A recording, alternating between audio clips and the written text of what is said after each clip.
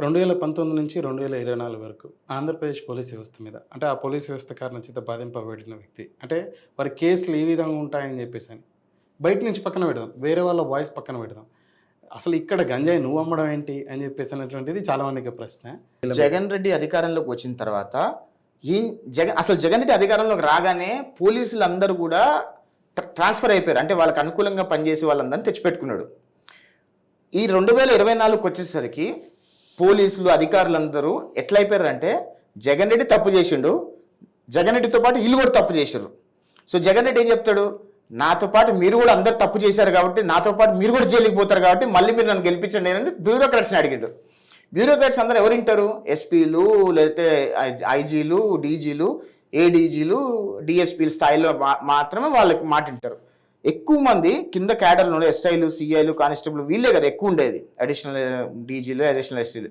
ఆ క్యాడర్ వాళ్ళు ఎవరు వినరు మాటలు, ఎందుకంటే వీడి వల్ల వాళ్ళ జీవితాలు కూడా సర్వనాశనం అయిపోయాయని చెప్పి కింద క్యాడర్లు ఉన్న వాళ్ళ ఎవ్వరు కూడా జగన్ రెడ్డికి సపోర్ట్ చేసేవాళ్ళు కాదు. ఇప్పుడు వీడి మీద కేసు పెట్టండి అని అంటే కూడా వాళ్ళు కూడా మనసు ఉంటుంది వాళ్ళకు కూడా, వీడు తప్పు చేయలేక ఎందుకు కేసు పెట్టాలి, వీడు తప్పు చేయలేక ఎందుకు కొట్టాలి. నా ఉదంతంలోనే నేను 7 పోలీస్ స్టేషన్లు తిరిగితే 7 పోలీస్ స్టేషన్లో ఉన్న పోలీస్ సోదరులు అందరూ కూడా నన్ను చాలా మంచిగా ట్రీట్ చేశారు. కొట్టారంటారు మిమ్మల్ని? ఒక్క చేయలే వాళ్ళందరూ తెలుసు. వాళ్ళు లిటరల్గా సార్ మీరు చెప్పేవన్నీ కూడా వాస్తవాలే, కానీ మాకు తప్పట్లేదు కేసు పెట్టడం, పైనుంచి మాకు ఒత్తిడి ఉంది, భయంకరంగా ఒత్తిడి ఉంది అన్నట్టు. ఇంకొకటి కూడా చెప్తాను నేను పోలీస్ స్టేషన్లోకి విచారణకి అని పోతే ఆడ విచారణ చేసేటకి ఏమి ఉండదు. కాకపోతే ఏం చెప్తారంటే సార్ మీరు కూర్చోవాల్సిందే సార్, తప్పదు, నేను మిమ్మల్ని తొందరగా పంపించేసి పైన సజ్జల రామకృష్ణారెడ్డి గారు డీజీకి ఫోన్ చేస్తాడు, డీజీ వచ్చి మాకు ఫోన్ చేస్తాడు, వద్దు సార్ ఇది కూర్చోండి సార్ మీరు అంటారు. అంత భయంతో బతికింది. ఏ పోలీస్ స్టేషన్లో మీ మీద చేసుకోలే? ఒక్క పోలీస్ స్టేషన్ చేయాలి. అందుకే చెప్తున్నా జగన్మోహన్ రెడ్డి నా బొచ్చు కూడా పీకలేదని చెప్పి ధైర్యంగా చెప్తున్నాను. అదే ఎంపీగా ఉన్నటువంటి రఘురామకృష్ణరాజు గారు మీకే దెబ్బలు పడినాయి. మరి మీకు నన్ను ఎయిర్పోర్ట్లో లిఫ్ట్ చేసినప్పుడు చంద్రబాబు నాయుడు గారు, నారా లోకేష్ గారు ఎంత ఎఫర్ట్ పెట్టాలో అంత ఎఫర్ట్ పెట్టి నన్ను కాపాడుకున్నారు.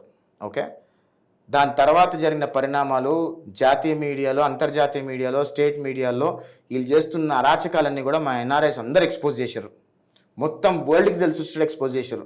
ప్లస్ ఎయిర్పోర్ట్లో నన్ను అరెస్ట్ చేసినప్పుడు నేను డైరెక్ట్గా చెప్పిన, నేను బట్టలు ఇప్పుతాను, నా ముందు ఫోటోలు తీయండి మొత్తం అంతా, ఎందుకంటే వీళ్ళు తీసుకొని కొట్టినా కొడతారు, సో మీరు ఫోటోలు తీయండి అని చెప్పి తీసిర్రు. ఫోటోలు నావి తీసి ఏం చేసిర్రు, ఆ గుంటూరు పోలీసులు ఎవరైతే వచ్చిర్రో వాళ్ళకి చెప్పారు అనమాట, ఇగో మా బాడీ మొత్తం ఫోటోలు తీయమన్నాడు, ఫోటోలు తీసినాం, ఒంటి మీద ఒక మరక లేదు, ఒక మార్కు లేదు, ఒక దెబ్బ లేదు, మీరు పోయి తీసుకొని కొట్టిరంటే కనుక మీరే బాధ్యులు అని చెప్పారు.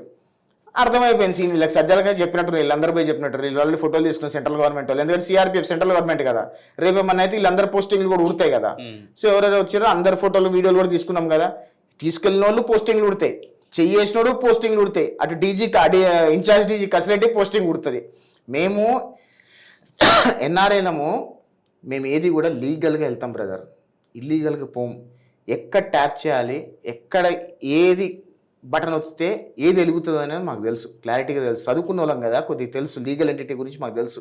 అందుకనే నేను అరెస్ట్ అయిన 2 గంటలకే మా ఎన్ఆర్ఐ సోదరులు అందరూ కలిసి ప్రపంచానికి చాటి చెప్పారు, ఒక దుర్మార్గుడు, ఒక రాజకీయ ఉగ్రవాది, ఒక రాక్షసుడు ఎన్ఆర్ఐ ఇండియాలో అడుగుపెట్టగానే లుకౌట్ నోటీస్ ఇచ్చి అరెస్ట్ చేసి చంపాలని ప్రయత్నం చేస్తున్నాడు అని చెప్పారు. ఏం చేసిండు, ఏం చేయలేకపోయాడు, పోలీస్ స్టేషన్ చుట్టూ తిప్పిండు. ఓకే తిప్పినాము, ఓకే అంత అమ్మకు హెల్త్ బాగాలేదని చెప్పి చూడడానికి వచ్చిన, యాక్చువల్గా ఇంకో రీజన్ ఏదో ఉందని చెప్పేసి అని వచ్చారని చెప్పేసి. ఏం రీజన్? మీ ప్రత్యర్థులు చేసే విమర్శ మరో విధంగా ఉంటుంది. చెప్పండి, ఓపెన్ చెప్పండి, రీజన్ ఏంటో చెప్పండి ఓపెన్ గా. పైసలు తీసుకెళ్ళడానికి వచ్చారని చెప్పేసి. ఇక్కడ నుంచా నేను పైసలు తీసుకెళ్తే ఎయిర్పోర్ట్లో తీసుకెళ్ళిస్తారా పైసలు?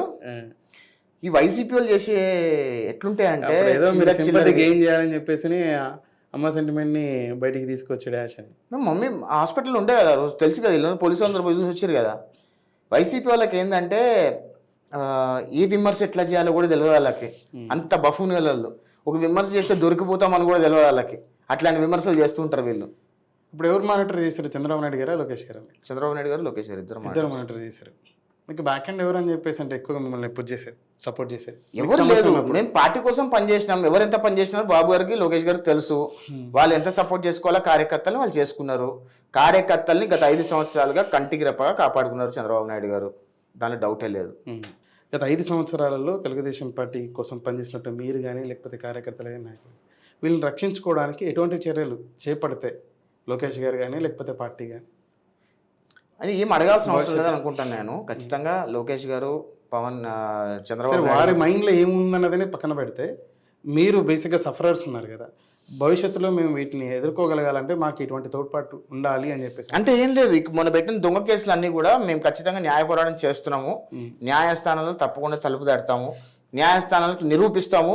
ఈ పోలీస్ కేసులన్నీ కూడా దొంగ కేసులు, ఒత్తిడి మీద పెట్టబడిన కేసులు అనేది మేము నిరూపించగలుగుతాం. ఎందుకంటే మేము చేసింది ఏం లేదు అక్కడ. మేమేమి జగన్మోహన్ రెడ్డి 43,000 కోట్ల రూపాయల దొబ్బే లేదు, లేదా జగన్మోహన్ రెడ్డి లేక ఐలాండ్లు కొనుక్కోలేదు, లేదా జగన్మోహన్ రెడ్డి ఎర్రచందనము, ఇసుక మైన్లు, సీ పోర్ట్లు, డ్రగ్స్ ఇవన్నీ ఏం చేయలేదు. మేము చేసిందల్లా ఏంది, జగన్మోహన్ రెడ్డి చేసిన రాజకాలను ప్రజలు చూపించే ప్రయత్నం చేసినాం.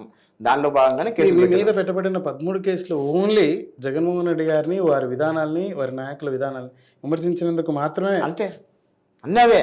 జగన్మోహన్ రెడ్డి ఇట్లా తిట్టినావు, జగన్మోహన్ రెడ్డి ఇట్లా తిట్టినావు, జగన్మోహన్ రెడ్డి అట్లా అన్నావు, ఇట్లాంటి కేసులు పెట్టిరు నా మీద. ఎంత పని, అందుకే అంట జగన్మోహన్ రెడ్డి అన్నాడు పెద్ద పనికి మాలినోడు అని నేను అంట. నా దృష్టిలో is not even worth of a single MLC కూడా. అసలుకి ముఖ్యమంత్రి అనేవాడు ఎంత హుందాగా ఉండాలి. ఇంత చిల్లరగా ప్రశ్నించడం చంపేయటమైంది, ప్రశ్నించడం కేసులు పెట్టమైంది. నేను ఒక విషయం చెప్తా సోదరా, ఓపెన్గా చెప్తున్నా. చంద్రబాబు నాయుడు గారు ముఖ్యమంత్రి అయిన ఒక గంట సేపు మీరు ఏది చేస్తారు చేయండి అంటే తెలుగుదేశం పార్టీ కార్యకర్తలు అందరూ కలిసి తాడేపల్లి కొంపలో జొర్లి జగన్మోహన్ రెడ్డి గుడ్డలు కూడా తీసుకొచ్చి రోడ్డు మీద కూర్చోబెడతారు. అంత దమ్ముంది. మిమ్మల్ని గుడ్డలు కూడా తీసి కొడతా అని చెప్పేసి మొన్నటికి మొన్ననే పిన్నెల్లి రామకృష్ణారెడ్డి గారు లావు కృష్ణదేవరాయలకి వారిని నిన్న వదిలిపెట్ట కమ్మ సామాజిక రంగాలు ఏదైతే ఎక్కువ ఉందో 4 గ్రామాల్లో చాలా అరాచకం చేసాం. నిన్న ఎలక్షన్స్లో 4 పోలీసులను పెట్టుకొని చెప్పేసి. నేను ఒకటి చెప్పనా, మీ గుంటూరులోనే నేను ఒకటి చెప్తా. వైసీపీ వాళ్ళల్లో అందరూ పిరికి నా కొడుకులు ఉన్నారు. దమ్ముగా ధైర్యంగా మొగోళ్ళు అయితే వాళ్ళు నిజంగా వాళ్ళకున్న స్టేచర్ ఉందంటే పోలీసులను పక్కకు పెట్టి రమ్మని చెప్పండి. తెలుగుదేశం పార్టీ కార్యకర్తలు, వైసీపీ కార్యకర్తలు ఎవరో ఒకరు చచ్చిపోవాలి. తెలుగుదేశం పార్టీ కార్యకర్తలను చచ్చిపోవాలి, అటు వైసీపీ కార్యకర్తలను చచ్చిపోవాలి. అంతేగాని కొజ్జా రాజకీయం లేక పోలీసులను అడ్డు పెట్టుకొని కొజ్జా రాజకీయం చేయడం ఏంది నాకు అర్థం కాదు. పిన్నెల రామకృష్ణారెడ్డి అనేవాడు పెద్ద పిరికి నా కొడుకు. వాడు పోలీసులు లేదే బయటికి రాడు, పోలీసులు రక్షణ వలయం లేదే బయటికి రాడు. దమ్ముంటే పోలీసులను పక్కకు పెట్టి డైరెక్ట్గా రమ్మని వారిలోకి తాడోపేడ తెలుసుకున్నాం. ప్లస్ పెంబసాని గారు చూస్తున్నంత కనిపిస్తున్నంత సాఫ్ట్ కాదు ఆయన. హీఈస్ ఊర మాస క్యాండిడేట్ ఆయన. నేను చెప్తున్నా, రాసి పెట్టుకోండి. గుంటూరు పార్లమెంట్లో ఎవడెవడైతే తోక చాడిస్తున్నాడో వాళ్ళందరి లెక్కలు పెంబసాని గారు తేలుస్తారు. ఆయన ఎంత అద్భుతంగా చదువుకున్న వ్యక్తో అవతల సైడ్ అంత మాస్ కూడా ఆయనకుంది.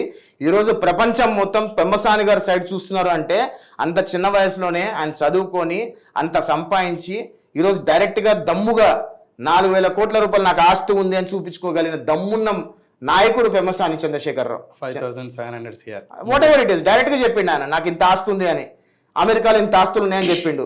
డైరెక్ట్గా చెప్పుకోగలిగారు. వీళ్ళందరూ ఏంది, రోజా ఏంది 36 కోట్లు 37 కోట్లు రోజాకి 2019లో అఫిడవిట్లో చూపించింది ఆమె.